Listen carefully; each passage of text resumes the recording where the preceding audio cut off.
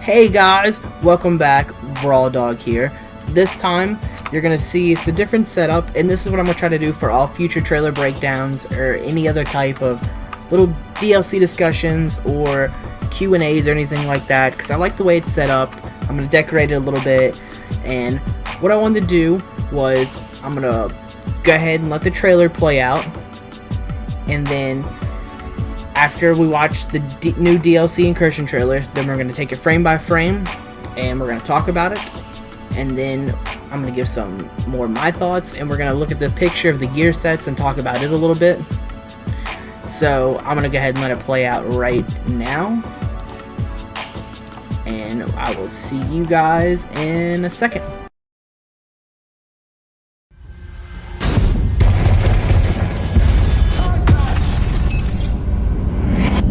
We've received reports from the JTF indicating LMB movement in the Warren Gate water treatment plant. HQ are pushing to bomb the site, but this plant is vital for the recovery of New York. Falcon Squad was sent to scout the area, but they've gone dark. Stop the LMB before it's too late. This is your first incursion. Falcon lost. Incursions are deadly missions requiring cooperation, preparation, and a high degree of skill. Find the right strategy to destroy the strongest enemies and be rewarded with the best loot.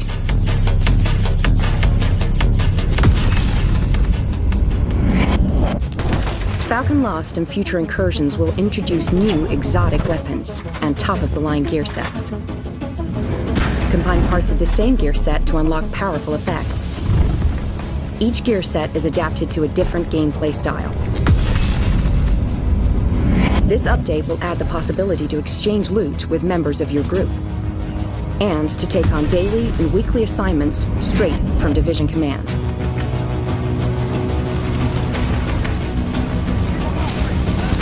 Strategic Homeland Defense is also sending essential airdrops directly in the Dark Zone to assist Division agents.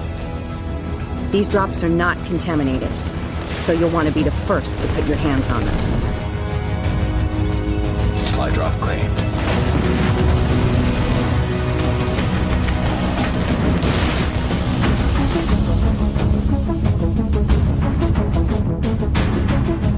Get 3 major expansions and exclusive bonuses with the Season Pass.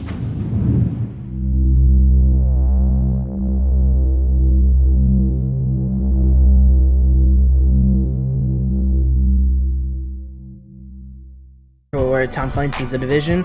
I know it looks pretty epic, but that's just the free content update we're getting to see so far. So what we're gonna do is take it back frame by frame a little bit.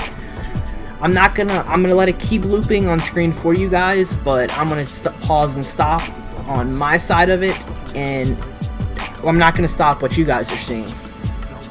So one of the things they're introducing with this update is the Incursion, or the new raid is what we're gonna call it, from like Destiny. You have to be a certain gear set level to even play it. I'm pretty sure you had to beat the campaign, and I'm pretty sure you have to be at least level 30 as the requirements. Now, if you just barely meet those requirements, I probably don't recommend this to you, because you're probably gonna get your ass stomped hard. Because challenge mode is a bitch, and this is supposed to be even harder than that. And on challenge mode, even the guys that made the game haven't really beat it yet. And that's something that's like, oh my god, which is kind of intense. And the main focus of this is you go underground into the heart of an LMB like military base, and you gotta destroy an APC, fight off some waves of guys, and pretty much just take back the base for the good of New York City.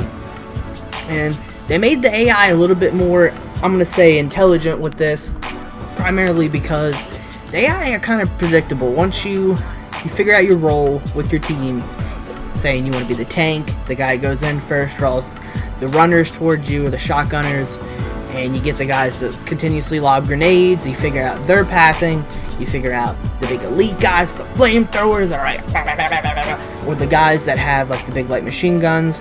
You figure out pretty much everyone's pathing, you figure out your role, if you want to use sticky mod, if you want to use shit you shoot on the wall, make it better. I don't know. I don't run half this. I run Medic Station with auto heal, and I run the triple air burst grenades. Love them.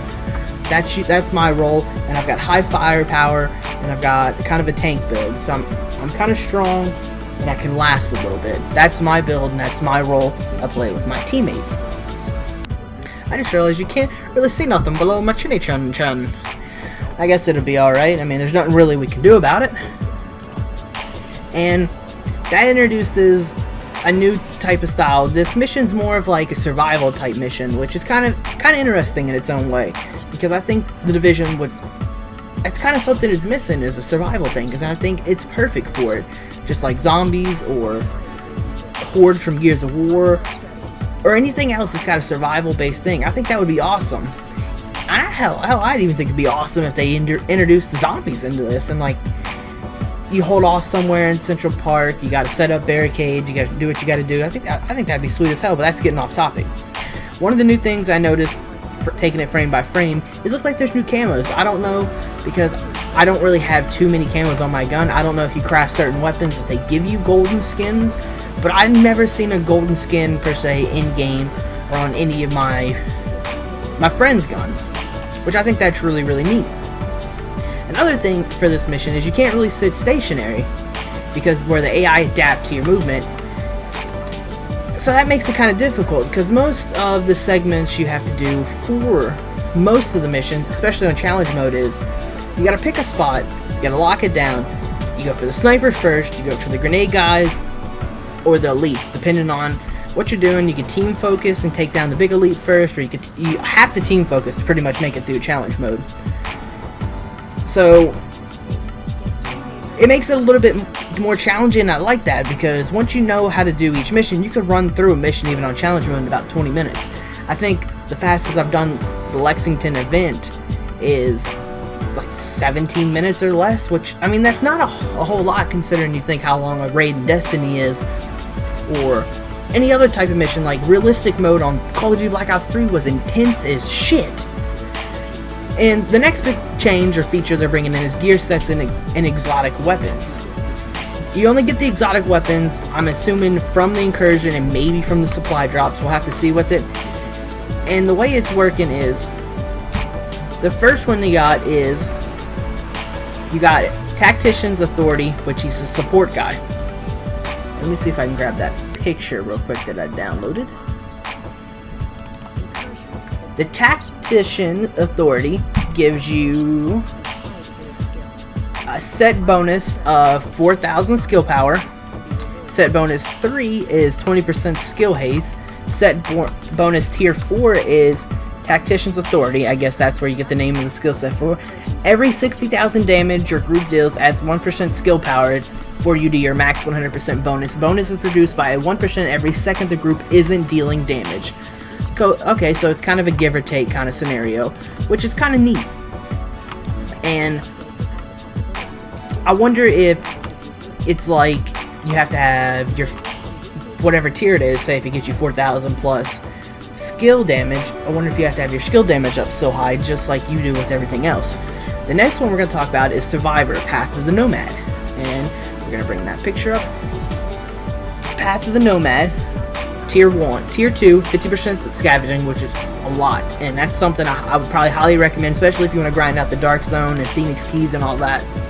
Bonus Tier 3, 20% on kill. That can be very handy if you're going for a tank build, because 20% health on kill, or I mean not a tank kill, if you're going for like the high firepower guy, I'd say he could run it.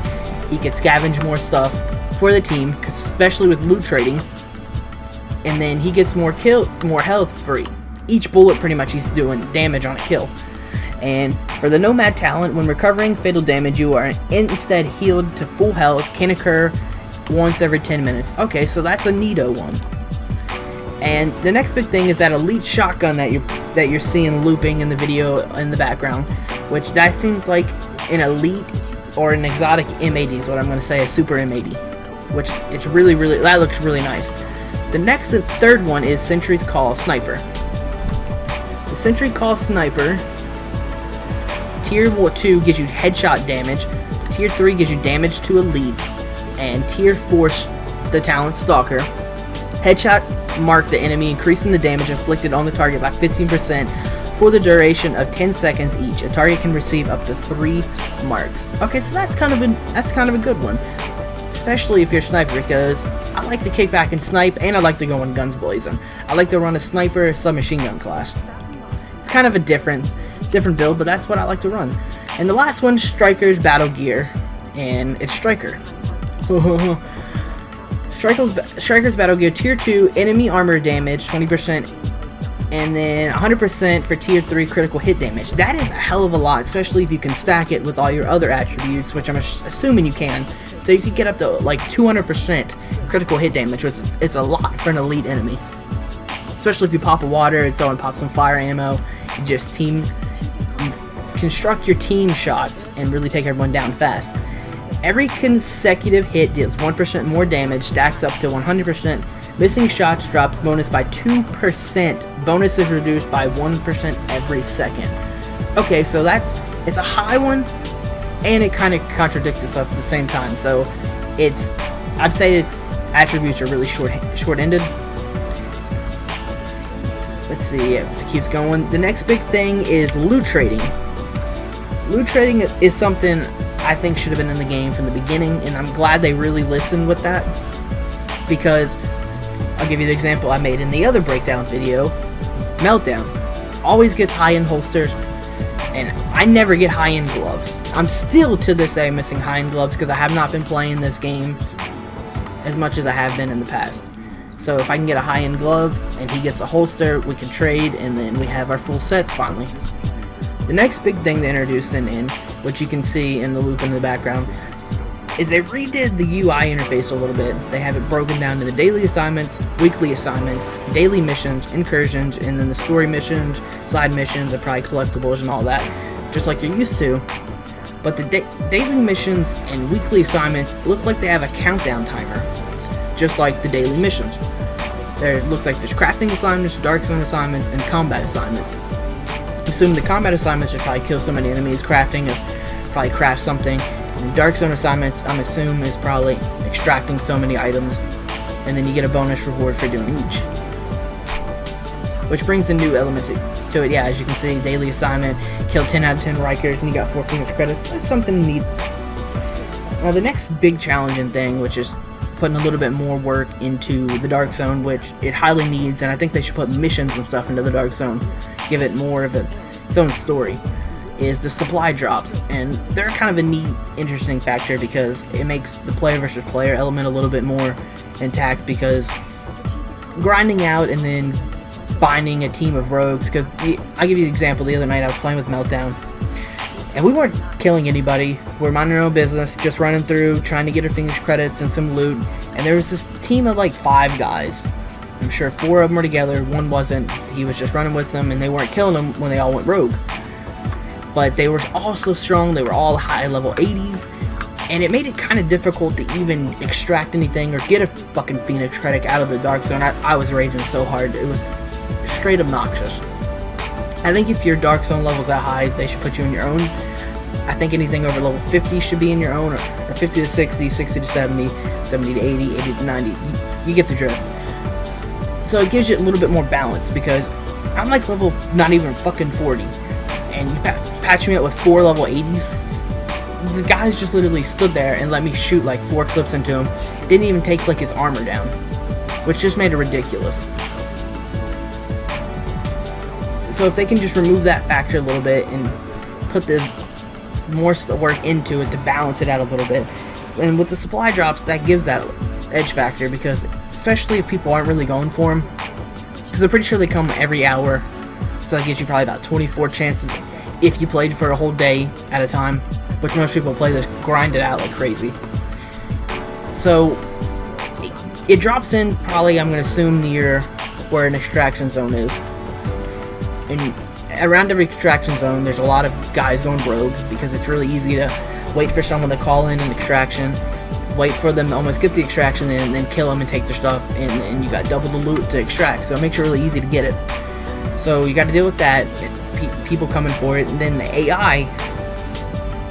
that can be a bitch, especially in the higher end districts with the bosses and the LMB. That's pretty much everything they're showing. There's a lot of bug fixes coming in the background, and then they show what's coming in the upcoming months. This month in April we get this Incursion. In May we get Conflict, the next Incursion, which is free. In June we get the first expansion, Underground. Sometime in midsummer I'm going to assume we get expansion 2, Survival. And then to end it off in winter for year 1 we get Last Stand. I'm assuming there's going to be a lot more stuff in between. I don't think that's all they're going to do. This game was so hyped up and it took them forever to do it. So there's a lot to look forward to. Alright guys, if there's anything I missed, just let me know in the comment section below. If there's anything you're hyped up for in the coming months, please let me know in the comment section below. And as always, I'm Raw Dog, and I will see you guys in the next one.